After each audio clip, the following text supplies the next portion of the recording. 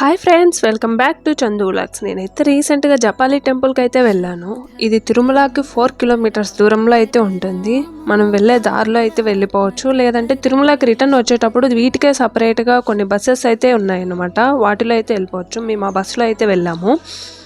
ఈ టెంపుల్ అయితే ఫారెస్ట్లో ఉంటుంది, చాలా బాగుంటుంది. మొత్తం అంతా గ్రీనరీ ప్లేస్. మీరైతే చూసేయచ్చు, పెద్ద పెద్ద చెట్లు అయితే ఉంటాయి. మొత్తం చాలా చల్లగా ఉంటుంది ప్లేసు. వెళ్ళే దారిలో బ్యాంబూ ట్రీస్ అయితే చాలా ఉన్నాయి.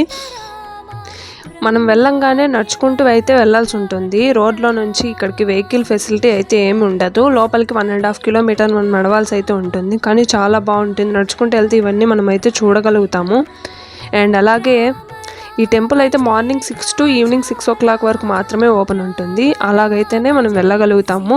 ఈ టెంపుల్కి జపాలి అనే పేరు ఎలా వచ్చిందంటే, జపాలి అనే మహర్షి హనుమంతుని కోసం ఇక్కడైతే తపస్సు అయితే చేశాడంట. అందుకని ఈ టెంపుల్ని జపాలి హనుమాన్ టెంపుల్ అని పిలుస్తారు. ఈ టెంపుల్ చాలా బాగుంటుంది.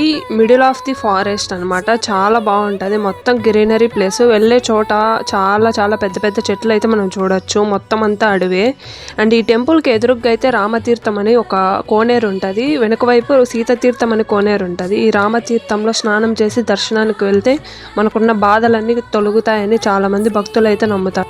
ఇక్కడ వెళ్తూ ఉన్నప్పుడు అయితే చాలామంది రాళ్ళ మీద రాళ్ళు పెట్టేశారనమాట. నేను కూడా వెళ్ళి రాళ్ళ మీద రాళ్ళు పెట్టేసాను. ఇలా ఎందుకు పెడతారంటే, మనం అనుకున్న కోరికలు నెరవేరుతాయని ఒక చిన్న నమ్మకం. నేనైతే అలా చేసేసాను.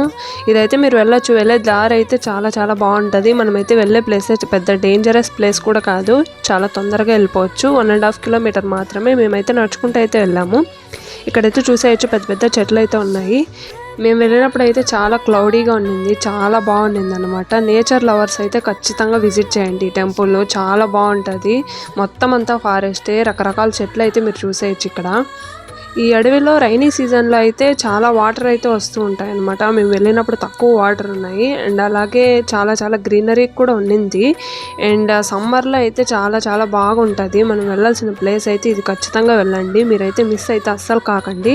నేను చాలా రోజుల నుంచి వెళ్ళాలి అనుకుంటాను. ఫైనల్గా వెళ్ళిపోయాను అనమాట. మీరైతే చూసేయచ్చు. ఈ వే అయితే చాలా బాగుంటుంది. మరి అంత డేంజర్ ప్లేస్ అయితే కాదు. మంచిగా నడుచుకుంటూ వెళ్ళిపోవచ్చు. చాలామంది పిల్లలతో అయితే వచ్చేసారు.